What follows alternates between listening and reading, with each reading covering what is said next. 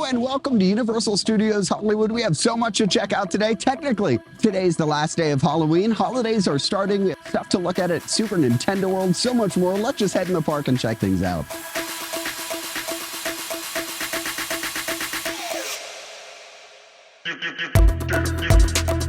Now, entering the park, one of the first things to notice is the window displays have turned over to be Grinchmas and holiday themed. Grinchmas doesn't start till the end of the month, but the park is getting ready, selling all of that merchandise. In addition to the holiday merchandise being sold inside the parks, it's also being sold at the Universal Studio Store in City Walk. Here you can see it's taken over a giant chunk of the front of the store, which used to be occupied by Halloween Horror Nights merchandise. I, for one, am very excited about the holidays starting. Another thing to note is that while Waterworld is still closed for refurbishment, the Horror Nights house, the Horrors of Blumhouse, which was previously in the Waterworld queue, has seen a lot of progress removing some of the lights and speakers that were part of the house, and I'm sure some of the scenic things that we just can't see from the outside. I'm usually at the front for rope drop, so I'm kind of excited to see what it looks like from way back here. And here you can see the mounds of people all headed to the lower lot, heading to the Wizarding World of Harry Potter. It seems like very few people are heading west towards the park's newest attraction, Secret Life Pets Off the Leash. But also on this side, which is really exciting, is the Grinchmas tree is being set up, and the entire Universal Studios. Just a couple days ago, this was set up for Halloween Horror Nights, and now you can see the tree is being set up, as well as the Grinchmas stage. Now, I don't actually think this tree is going to be in the center of the plaza. It's usually up on the stage, unless this year they're trying to do something different. Regardless, I'm just happy the holidays are starting, and you can see the holiday decorations have really been fleshed out here on Pets Place, as have they here in the front of Secret Life Pets Off the Leash, where you can see the wreaths now go up to the top floor. And it's definitely intentional that right outside of Despicable Me Minion Mayhem,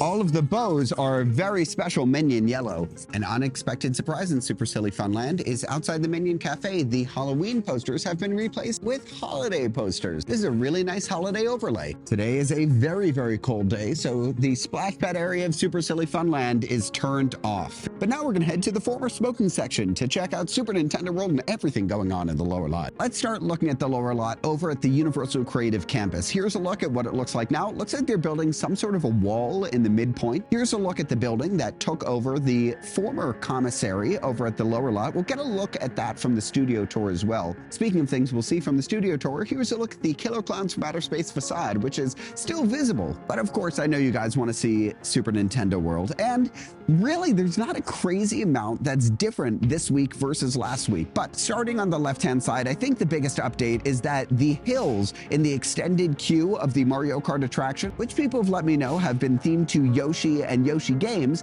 they have been fully uncovered. They look great. This is just going to be another place for an extended queue section of the Mario Kart attraction, likely the same with the open air or half open air space below it. The next big update is going to be at the Toad-themed cafe, and that is that we are finally starting to see a wrap cover it. This is going to be Toad's head, or believed to be Toad's head. And other than that, not really too much to look at. Here's a wide overview of the land, just so you can see some of the detailed pieces. Bowser's head still has not been added yet. Hopefully that will be added soon. There's a lot of workers in the land right now, which is great. It's good to see progress moving. And of course, we'll get a look at this from the Starway as well. Now, one other thing I wanted to point out just while I was here is this is an aerial that somebody sent me on Twitter of Super Nintendo World. And here you can see a lot of what's going on the side of the land that we can't see from the Starway, and just how much detail. Now, this was taken a couple weeks ago, so of course Bowser's head has not been added, and there's a couple things that are not there, but here you can just get a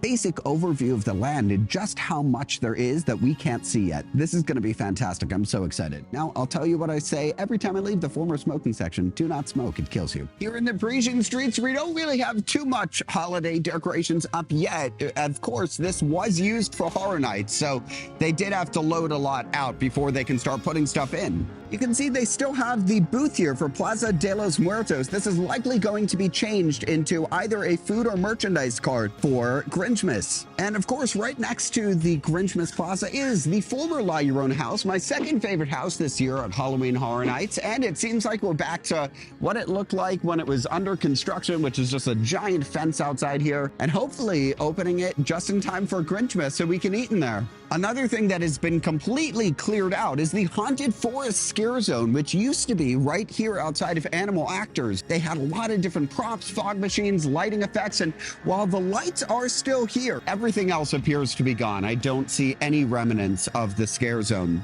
Now, right behind me, you can see Cocina Mexicana is starting to get its holiday decorations up, which is reminding me of another restaurant which is getting some decorations put up. Let's head over to Universal City Walk Hollywood to check on the progress of Twosome Chocolate Emporium and Savory Feast Kitchen. And here we are at City Walk. Let's take a closer look. Starting on the side of the building, right above the angel wings, we now have a new sign for Twosome Chocolate Emporium and Savory Feast Kitchen, the world famous. We can also see new speakers that have been added to the balconies, along with inside there are now tables set up and lights that are turned on. The project is electrified. Also on that first level, you can see a display counter for likely all the goodies you can get inside. But the biggest news at Twosome is actually in the front, where we have the biggest update we've ever had here, and that's the thematic elements. All of the thematic elements have been added to the front. These are all the pipes and things that will adorn the front and sides of the building. And right to the right of them, you can see the fences have been electrified as well. This is really cool, and this is a beautiful lighting. They almost look like work lights, but I like the steampunk industrial nature of them as it really matches the building. Also in front, we do have some new elements on the smokestacks and to the right over on the side of the building. But overall, Twosome is just shaping up to be a great restaurant. There's going to be a lot of updates in the next couple weeks. Now to the left of Twosome, the brand new 5-tower screen has been added back, but it hasn't been turned on just yet. But I think you're wondering what's to the left of that. And oh yeah, that's the City Walk Christmas tree, or at least the skeleton of it. This is so cool that not only can we walk right up close to it and see it, usually I think it's fenced off during the holiday season, but you can see all the electronics that go into it and really how it's just kind of assembled. I'm guessing that this is going to be up in the next couple days, or at least fenced off so you can't get this close. And now let's teleport back. Okay, and we're back. Now, next to Cocina Mexicana is, of course, the Wizarding World of Harry Potter, which celebrates holidays really like no other land in the park does. Let's take a closer look at some of the holiday decorations coming to the Wizarding World of Harry Potter, starting over by Hogwarts Castle. There aren't really many decorations on this side of the land, but we can start seeing them right above the butterbeer cart, where we have some wreaths and garland, and right underneath the bookshelf we have more decorations. Now in the Wizarding World throughout the holidays, each location has wreaths and garland themed to that location. So for example, this place sells golden snitches and Quidditch equipment, so that's reflected in the garland. Galdrag's Wizardwear sells wizardwear, and because of that, inside of the garland are bows. Inside of this tea store, you can see doilies inside the garland. In front of the owl post and up here on the side, you can see feathers inside of the garland and decorations. I don't see anything up in the 3 broomsticks just yet, but we're gonna head inside because the best way to celebrate the start of the holidays is with some hot butterbeer. And of course, the best way to enjoy hot butterbeer is in front of Hogwarts Castle. Isn't the Wizarding World just so pretty? Okay, now we're gonna head towards Springfield because I wanna go on a studio tour. There's so much stuff to look at, from the removal of Horror Nights to the refurbishment of the Jaws attraction, all the way to Super Nintendo World. There's a lot to look at, so let's head right in. Heading into the studio tour, we do have holiday decorations at the top of the escalator and at the bottom underneath the new sign. Now our first big update's right outside of the Universal Studios fire station, which is our dinosaur now has a Santa hat on. Here is our look at the creative campus from down here, and coming to the right a little bit, here's a look at the building that's taking up the former commissary area. Coming up on the right side, here we can see the hills of what I'm told is Yoshi Mountain, and this is part of the Mario Kart extended queue, as is the entire back of this building. That's what this open area will be as well. This extended queue is going to be huge and all contained inside the land. Right over here is the Weekend Horror Nights house, and you can't really see inside of it, but I can see a little bit. It appears to be basically demolished on the inside. This is the backside of Killer Clowns from Outer Space, and looking in here, it looks to be pretty empty on the inside. Now the structure is still on the outside, as is the soundproofing walls. Here's a look at the front of the house, which appears to mostly be intact, minus the fake lawn. When they're filming on the back lot, like they are today for Bel Air, we don't get to go into the Metropolitan sets, so we just skip straight from here and go into Kong 360 3D. Heading into the picture car section, we do have a new car. This is pretty exciting. This big yellow car is from American Graffiti. It's the 1932 Ford Deuce Coupe. This used to be the Knight Rider car, but that's been relocated. weirdly enough, while we were in 6 Points, Texas last week, it is closed off this week. It is always funny when they play the Good Place video over here in Little Europe, because it says at the very end, Thursdays at 9 p.m. And the Good Place has not been on the air for years. Here's a look at Park Lake and Amity Island. It is now full of water, which is great, but they're still doing some refurbishment on it. You can see some people working over there by Bruce, who is not submerged right now, but it does look like the entire lake is full. I don't think they have coloring in the lake yet, which is why you can see some of the mechanics inside, but it's nice that they're doing a lot of these refurbishments to some of the legacy things in the park to make everything look beautiful when Super Nintendo World opens. It does look like they're also getting ready to film in the Chicken Ranch today. I don't know if this is for Ted or for Bel Air or something. Whatever it's filming at the Chicken Ranch is likely also filming down here on Colonial Street. You can see a lot of lights, and there's a crane right there set up. Heading towards the Bates Motel, it doesn't really look like much has been done here to the Horror Nights decor. This is where you would get off of the Terror Tram and walk past the Bates Motel. They did remove the fence, giving us a look at the Knight Rider car, which again used to be in the picture car section. Coming around to the Bates Motel, looks like they have also done very little here to get rid of the Horror Nights maze. This is again part of the Terror Tram. Issues for several decades at this point. That's fun. Now, past the Psycho House, they also have not done a crazy amount to get rid of all this fencing over here from Horror Nights.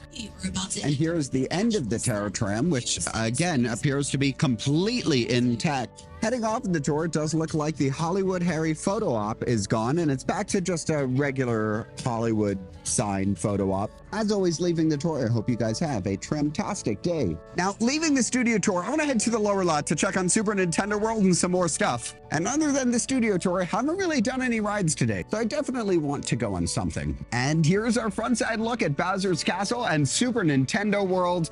Wow. I'm in love. This is so exciting. I love getting to see this view every time heading into the lower lot. There is one thing I want to look at closer to the warp pipe, so we'll head there in a second.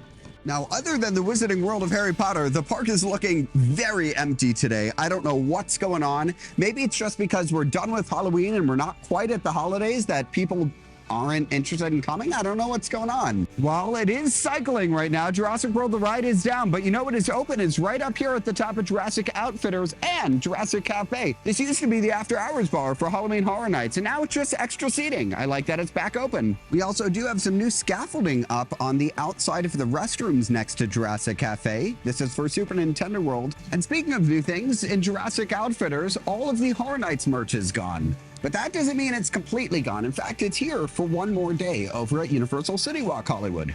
Today is also the last day of operation for the Everyday's Halloween shop, and as you can see from the inside, most of the merch is already gone. And it is on sale for 90% off. What you see in the store is what you get. Yesterday, I ended up picking up a poster and some socks for only $4 for all of it. That's the cheapest sale I've ever had at Universal. Now from behind Studio Cafe and Panda Express, here's a look at Super Nintendo World behind me. And because they have started moving some of the fences back, I was able to peer in just a little bit. It appears as though they're digging up some space next to the warp pipe, and there are some structures that are being added. Also, right outside of Panda Express, we do have the addition of some Coke Freestyle machines. It's covered up now, but it's cool that they're adding more of these. Looks like the wait time is really long right now, a grand total of 5 minutes.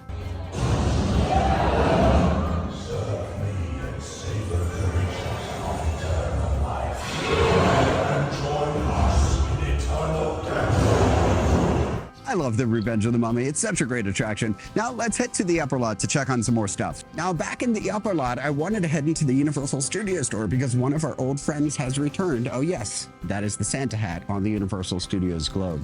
It's been a while since I've seen it, but it is now adorned with all sorts of Grinchmas decor, including this new design I haven't seen before.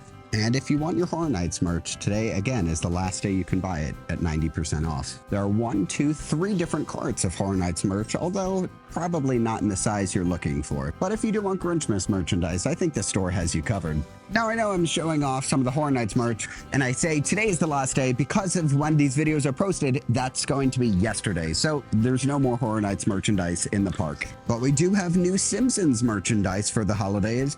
Oh, what fun it is. Doesn't look like Homer and Marge are having much fun. And here at the front of the park, where it does seem like it's getting a little bit more crowded, thank you so much for joining me for this one. I'll see you guys in the next one.